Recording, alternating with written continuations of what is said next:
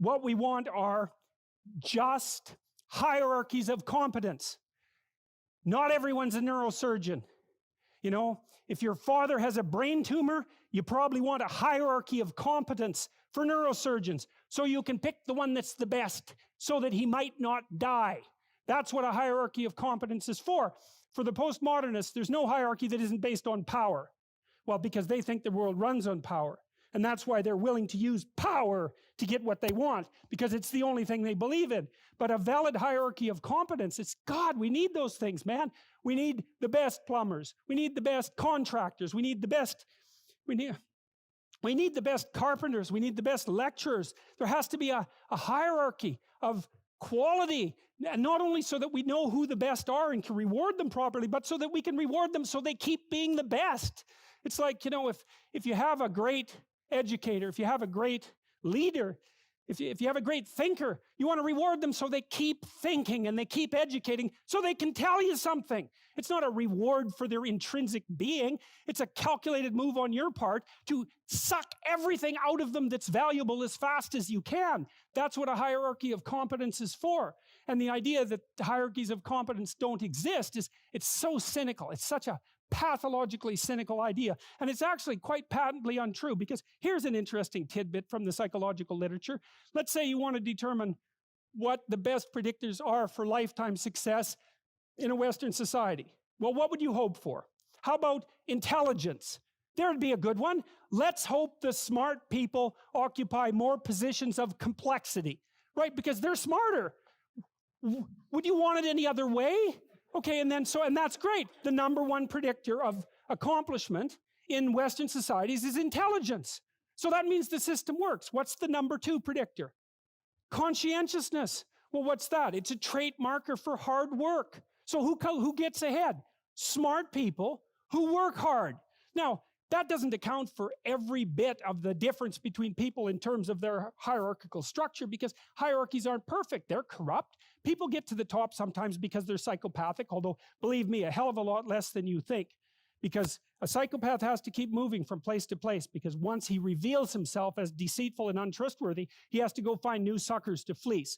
So the idea that, you know, there's no distinction between a CEO and a psychopath, it's like, that's only made by someone who A, knows nothing about psychopaths, B, knows nothing about CEOs, and C, has something fundamental against the entire capitalist structure, because it's simply not true. Corrupt, sometimes, greedy, sometimes, short-sighted, sometimes running companies that are doing their best to auger themselves into the ground, and so, you know, it's bad people running a dying organization. But generally speaking, it's not the case. Our hierarchies of competence are reasonably functional. And not only are they functional, they're valuable. We need to know who the competent people are, and we need to reward them. And even more importantly, we need to tell young people, hey, there's some hierarchies of competence out there. Like 1,000 of them. Go be a plumber, man. But be a good one, you know? Be an honest one. I had a plumber once, you know? It was the night before we were putting drywall in our house. We were redoing a house, and he had put in all the plastic piping, you know? And I was going to test the joints. They're supposed to be glued together with this pipe glue, right? And I told him I had to test the joints. And he said, well, you don't have to test my joints. They never leak. And I thought, yeah, that's okay. How about if I test them? So I went up on the 3rd floor and filled the pipes with water, capping them in the basement like you're supposed to. And like half an hour later, I had 2 inches of water in the basement. There were 30 leaking joints. And that was the night before the drywallers were supposed to show up. So he wasn't particularly competent. That's the point of that story. But even more so, he had put a bunch of the plastic pipe outside where the drywall would be. So it would have been sticking through the wall. So I spent a frenetic night, you know, sawing through plastic pipe and re-gluing joints so that the drywallers could come in. What's the point? If you're going to be a plumber, man, be a good plumber. Because otherwise all you do is go out there and cause trouble. We don't need people to cause more trouble. We need people to solve problems. You know, and so you can be a tradesman, and you can make a lot of money as a tradesperson. It's a bloody, reliable, honorable, forthright, productive way of making a living. And there is a hell of a lot of difference between a working man who knows what he's doing and one who doesn't, both in terms of skill and ethics, right? And you work with someone who knows what they're doing, it's a bloody pleasure. They tell you what they're going to do. They tell you how much it will cost. They go and do it. It works, and you pay them.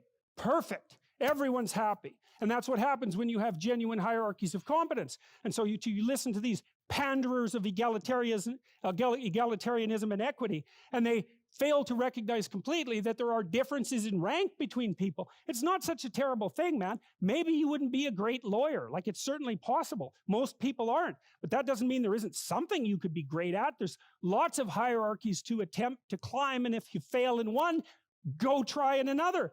But the point is, you're still trying to aim for the top. And what the hell are you going to do if you don't try to aim for the top?